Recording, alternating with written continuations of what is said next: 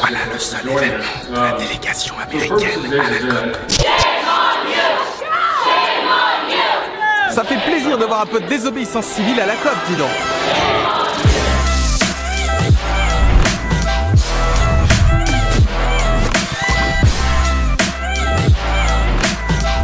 C'est la 24e COP, 24 fois que les États se rassemblent avec un objectif réduire les émissions de CO2 et devine quoi? En 2017, elles ont augmenté de 2,7%. La faute à qui? Aux pays du G20, les plus riches, les plus à même de s'adapter au changement climatique, les pays responsables de 80% des émissions de CO2 du monde. Alors est-ce que je suis plutôt mitigé sur le succès de ce genre de conférence?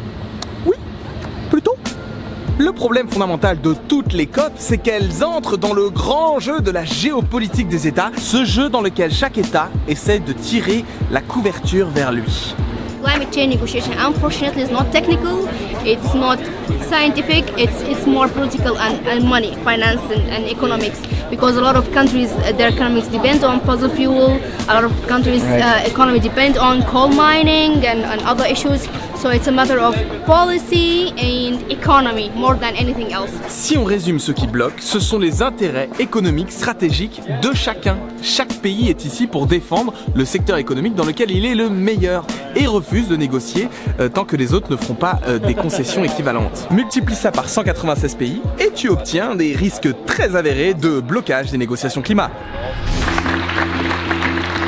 Ça, c'est un truc de ouf, il y a 4 pays, le Koweït, l'Arabie Saoudite, la Russie et les États-Unis qui viennent de bloquer les négociations parce qu'ils ne veulent pas reconnaître certaines des conclusions du rapport des scientifiques du GIEC, les experts sur le climat. La science leur dit qu'ils ne peuvent pas continuer comme avant, alors ils refusent de reconnaître la science de peur d'avoir à agir. Comment on en est arrivé là? L'explication la plus sincère nous vient de la délégation américaine.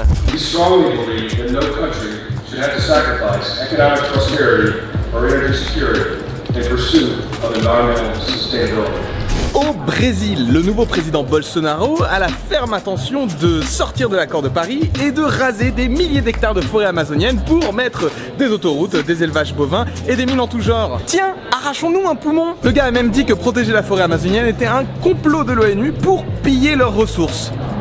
Heureusement, en France, nous sommes sauvés. Nous avons le champion de la Terre en tant que président. C'est notre raïs à nous.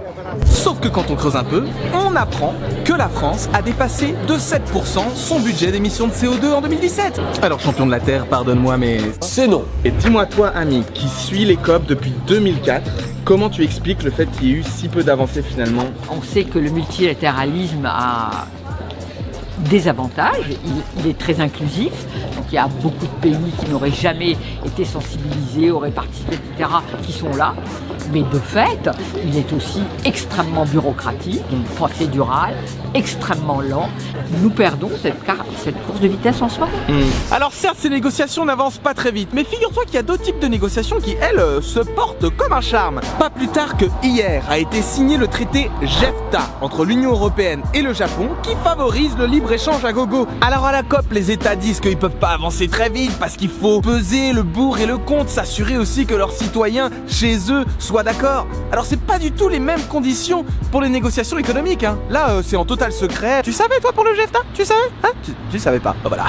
Et quand on parle de négociations économiques, attention, il y a un planning, une méthode et surtout des contraintes des tribunaux qui peuvent punir les États. Alors que pour les négociations climatiques, un calendrier type, c'est tiens, on va se retrouver l'année prochaine pour obtenir ce truc-là. Ah bah finalement on n'a rien fait pendant un an, et bah alors on se retrouve l'année suivante. Ça sert à rien de faire des grandes négociations si ça n'avance pas dans les États. Et ça, on est de plus en plus nombreux à le comprendre. The reason why I left my job as a negotiator is because I'm fed up with this process. I think this process is an injustice to the people. The urgency of the climate crisis is something that people face and confront every day in very real ways, and negotiators choose to be cogs in a machine only listening to their political masters.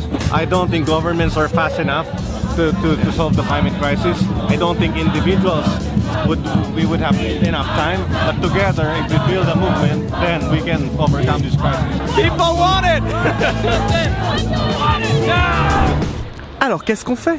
On met la pression maximale à ces États. The United States will not subject its citizens to agreements that hamstring our economic growth, prosperity, or national security.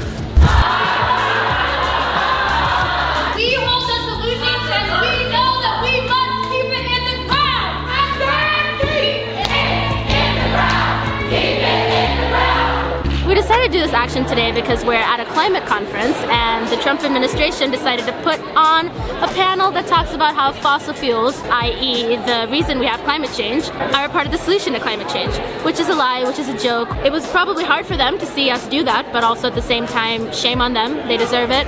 C'est un mouvement mondial, il y a de plus en plus de personnes comme toi et moi qui allons mettre directement la pression sur nos gouvernements. On prépare un gros truc, ça va sortir la semaine prochaine, suis-nous. Sur ce, je te dis à samedi pour ma prochaine vidéo et en France pour passer à l'action. Ciao!